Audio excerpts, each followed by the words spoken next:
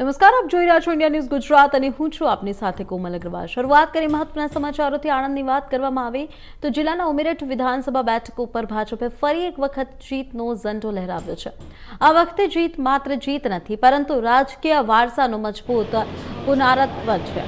તો બાપ કરતા બેટો સવાયો કહેવત અહીં સાબિત થાય છે।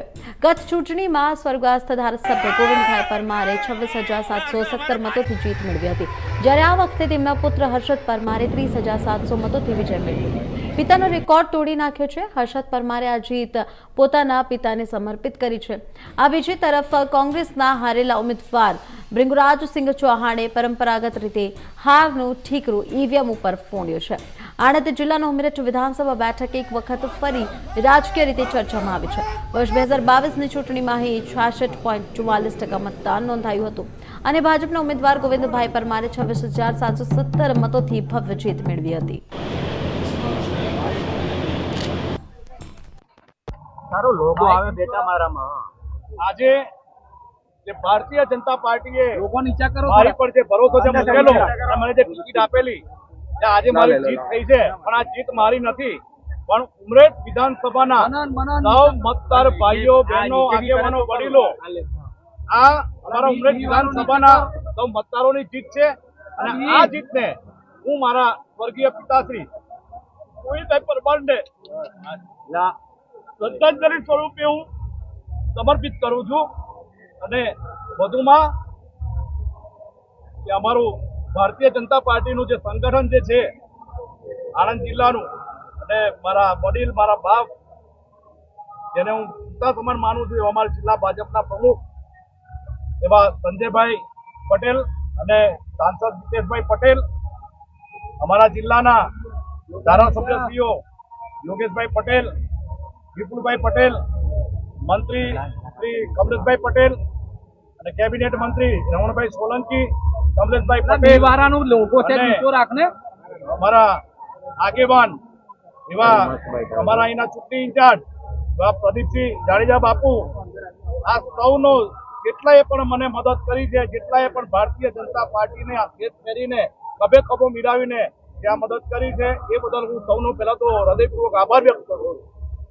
ઉમરેઠ વિધાનસભાની પેટા ચૂંટણીમાં આદરણીય હર્ષદભાઈ પરમારનો ભવ્ય વિજય થયો છે।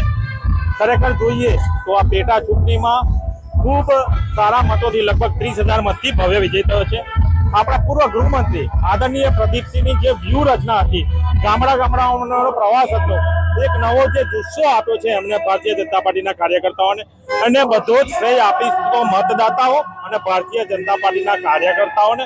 આદરણીય પ્રધાનમંત્રી નરેન્દ્રભાઈ મોદી સાહેબ, આપણા મુખ્યમંત્રી આદરણીય ભૂપેન્દ્રભાઈ પટેલ સાહેબની જે યોજનાઓ છે એ ઘરે ઘરે સુધી પહોંચી છે। ભારતીય જનતા પાર્ટીનો કાર્યકર્તાઓ ફક્ત ચૂંટણી આવે ત્યારે વોટ માંગવા નહીં જતા, 5 વર્ષ કામ કરે છે, એનું આ પરિણામ છે। અને આદરણીય જે ગોવિંદભાઈ પરમારજીનો સ્વર્ગવાસ થયો છે, એમની જે વિકાસના કામો હતા, એના કામોને લીધે પણ જે એક મતદાતાઓએ મન બનાવી લીધેલું હતું ગમનને મત આપવાનું, એનું આ પરિણામ છે। ખૂબ ખૂબ અભિનંદન આપું છું આપણા સંજયભાઈ પટેલ, જિલ્લા અધ્યક્ષ, ભારતીય જનતા પાર્ટીની પૂરી ટીમ, બધા જ વિધાનસભાના ધારાસભ્યો, ભારતીય જનતા પાર્ટીના સૌ કાર્યકર્તાઓ, સંગઠન અને સરકાર સાથે કામ કરે, એનું પરિણામ પણ આપણે સૌ જોઈ રહ્યા છે। પશ્ચિમ બંગાળમાં પણ જ્યારે કમળ ખીલ્યું છે, ત્યારે આદરણીય ગૃહમંત્રી અમિતભાઈ શાહ સાહેબને, આપણા પ્રધાનમંત્રી નરેન્દ્રભાઈ મોદી સાહેબને પણ હું ખૂબ ખૂબ અભિનંદન આપું છું।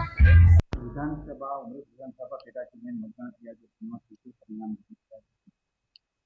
ઉમરેઠ વિધાનસભા પેટા ચૂંટણીના મતગણતરી આજે સવારે 8 વાગ્યાથી શરૂ થઈ હતી, જે હમણાં ઈવીએમ્સના તમામ રાઉન્ડ, પોસ્ટલ બેલેટ તમામની મતગણતરી પૂરી થઈ ગઈ છે અને ભારતીય જનતા પાર્ટીના ઉમેદવાર હર્ષદભાઈ ગોવિંદભાઈ પરમારની આશરે 30,000થી વધારે મતોથી એમની જીત રિટર્નિંગ ઓફિસર તરફથી જાહેર કરવામાં આવી। પરિણામ ઈવીએમ ઉપર અમને શંકા છે અને ચૂંટણી અધિકારીને પણ લિખિતમાં અરજી આપી છે।